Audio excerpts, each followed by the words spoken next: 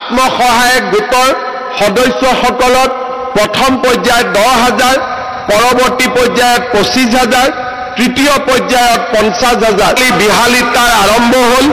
এতিয়া বাকি 125টা সমষ্টিত আমি বিধায়কসকলৰ লগত কথা পাতি আলোচনা কৰি এটা এটাকৈ আমি সভা কৰি আপোনালোকক দি যাম আৰু যোৱা 1 এপ্ৰিল তাৰিখে এই আঁচনিটো শুভ উদ্বোধন কৰিবলৈ পাই আমি গৌৰৱ অনুভৱ কৰিছো। সমষ্টিৰ আই মাতৃসকলকো মহিলা উদ্যমিতা আঁচনিৰ চেক আপোনালোকক প্ৰদান কৰিবৰ বাবে মই ইচ্ছা প্ৰকাশ কৰিম। মহিলাক বিহালী সমষ্টিত আমি মহিলা উদ্যমিতাৰ 10,000 টকাকৈ বিতৰণ কৰিম। বাকি সমষ্টিবিলাকতো আমি এনেকুৱা একোটা অনুষ্ঠান আয়োজন কৰিম। মই সকলো মন্ত্ৰী বিধায়কক কৈছো যে মোৰ পৰা একোটাকৈ ডেট ল'ব লাগে আৰু সেনেদৰে আমি সমষ্টিবিলাকত গৈ মহিলা উদ্যমিতা আঁচনিৰ ধন বিতৰণ কৰিম। মহিলা উদ্যমিতা আঁচনিত প্ৰথম বছৰ আমি 10,000 টকা দিম, অৰ্থাৎ 2025-26, 26-27 চনত আমি আৰু 25,000 টকা দিম। 12,500 বেংকৰ পৰা আমি লৈ দিম, 12,500 আমি দিম আৰু সুদ দিব নালাগে। তৃতীয় বছৰত আমি 50,000 টকালৈকে আমি মহিলাসকলক বেংক আৰু চৰকাৰে মিলি দিব। ইয়াতে 10,000 টকা আমি আজি 27 লাখ মহিলাক দিম। যিসকলে ভাল কৰিব, উৎপাদনমূলক কাম কৰিব, তেওঁলোকক আমি 25,000 টকালৈকে নিৰ্বাচিত কৰিম। 25,000 টকাটো যোনে ভাল কাম কৰিব তেওঁলোকক আমি 50,000 টকালৈ নিৰ্বাচিত কৰিম। কিন্তু প্ৰথম 10,000 টকাটো আমি সকলো আই মাতৃক 27 লাখ গাঁৱৰ 3 লাখ চহৰত আমি সকলো আই মাতৃক দিয়াৰ বাবে সিদ্ধান্ত লৈছো।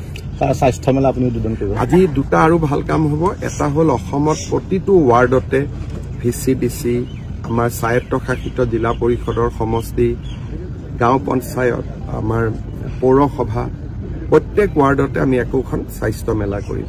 তাৰো শুভাৰম্ভণি হ'ব। আজি আৰু এটা আমি নতুন কাম কৰিম, সেইটো হ'ল আজিৰ পৰা ধান ক্ৰয় কৰিলে চৰকাৰে অতিৰিক্তকৈ 250 টকা দিব। তাৰমানে 2550 টকা 1 কুইণ্টলত পাব। আৰু সেই ধৰণে আজিৰ পৰা আমি সৰিয়হত 500 টকাকৈ বেছিকৈ দিম। অৰ্থাৎ এতিয়া আমাৰ যুৱক যুৱতীসকলে সৰিয়হ চৰকাৰক বিক্ৰী কৰিলে 6,450 টকা পাব। এই দুই আপোনালোকে চিন্তা কৰিব যে আমি কি কাম কৰিব পাৰো। যদি আমি আজিয়ে গৈ মোবাইল কিনি দিলো তেতিয়াহ'লে হাঁহে আৰু কণী নিদিব, হাঁহটোৱে মৰি থাকিব। হাঁহটোৱে কণী দিব লাগে নাই? এতিয়া এই 10,000 টকাটো লৈ আমি বহুত মহিলাক যাৰ 3টাতকৈ বেছি সন্তান তেওঁলোকক এই আঁচনিটো আমি দিয়া নাই। কিয় দিয়া নাই? ঘৰত যদি 3টা বাচ্চাই আছে কেনেকে তেওঁলোকে প্ৰডাকশ্যন কাম কৰিব, উৎপাদনৰ কাম কৰিব? জনজাতীয় লোকসকলক আমি 4টা দিছো, বাগিচাৰ লোকক 4টা দিছো। বাকি 3টা কাৰণ যিমানে সন্তান বেছি হ'ব দেউতাক মাকৰ দায়িত্ব সিমানেই বেছি, তেওঁলোকে উৎপাদনমূলক কাম কৰিব নোৱাৰিব। আমাৰ আঁচনিটোৰ লক্ষ্য হৈছে যে আমি আপোনালোকক আজি 10,000 টকা আপোনালোকক দিম আৰু আপোনালোকে অহা 1 বছৰ এই 10,000 টকাটো সৎ ব্যৱহাৰ কৰিব। কোনোবাই শালত দিব, কোনোবাৰ গিৰিয়েক বা স্বামীৰ ব্যৱসায় আছে তাতে 10,000 টকাটো দিব, কোনো আপত্তি নাই। বেয়া কামত খৰচ কৰিব নালাগে, ভাল কামত খৰচ কৰাত কোনো আপত্তি নাই। ঘৰত যদি মোৰ বাগিচা আছে, ক্ষুদ্ৰ চাহ খেতি আছে, তাতো লগাই দিয়ক, কোনো অসুবিধা নাই। শালত কৰক, মুৰ্গী কৰক, কণী কৰক, ব্যৱসায় কৰক। 1 বছৰ পিছত আমি আপোনালোকৰ ঘৰে ঘৰে আহি পৰীক্ষা কৰিম। আমি আপোনালোকক সুধিম যে আপোনালোকে টকাটো ক'ত ব্যৱহাৰ কৰিলে। যিসকল আই মাতৃয়ে এই টকাটোৰ সৎ ব্যৱহাৰ কৰিব, অহা বছৰ তেওঁলোকক আমি 25,000 টকাকৈ তেওঁলোকক আমি আগবঢ়াম। এই 25,000 টকাৰ 12,500 মই বেংকৰ পৰা আনি দিম, 12,500 চৰকাৰৰ পৰা দিম। চৰকাৰৰ টকাটো ঘূৰাই দিব নালাগে, বেংকৰ টকাটো ঘূৰাই দিব লাগিব, কিন্তু সুদ দিব নালাগে। বেংকৰ সুদটো চৰকাৰে দিব, মাত্ৰ মূলটো আপোনালোকে ঘূৰাই দিব। আৰু যিসকলে সুন্দৰভাৱে এই 25,000 টকাৰ সৎব্যৱহাৰ কৰিব, তেওঁলোকক তৃতীয় বছৰটোত আমি 50,000 টকা কৰি আমি আগবঢ়াম।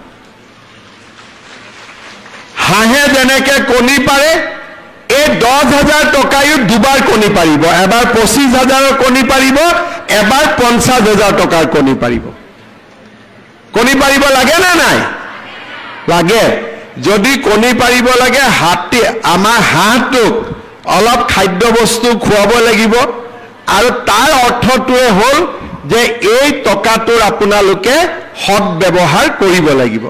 কাকো খুৱাব নালাগে, মাত্ৰ নিজে নাখালে হ'ল, নিজে ইয়াক ভাল কামত লগালে হ'ল। কোনে কোনে ভাল কামত লগাব? চবে লগাব। আৰু কোনে কোনে মোবাইল কিনিব?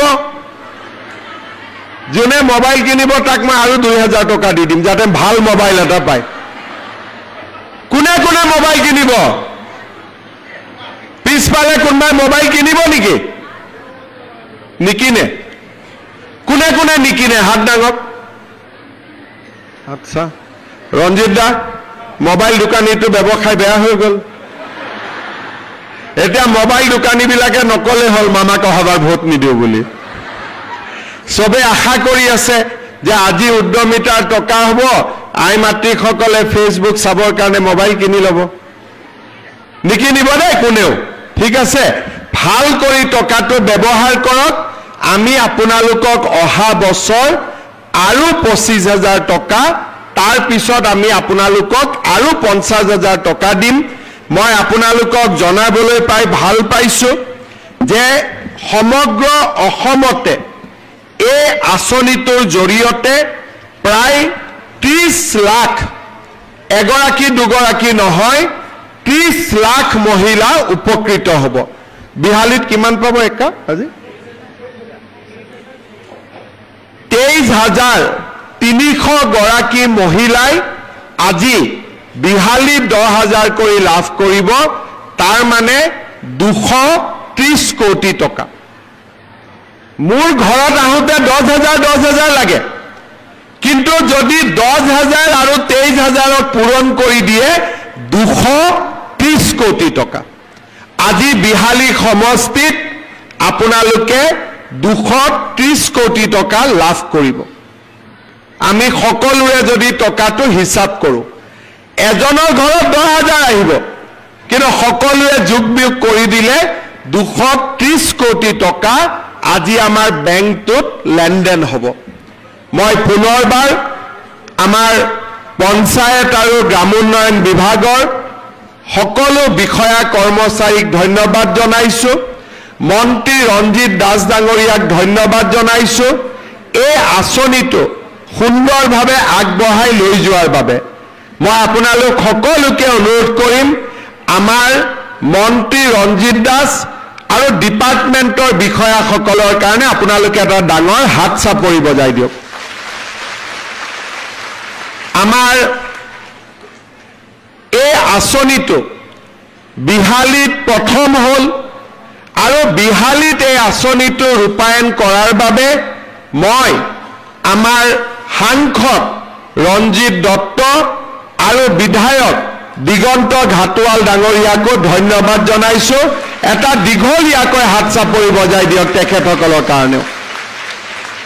আপোনালোকে যিমানে উৎসাহ দিব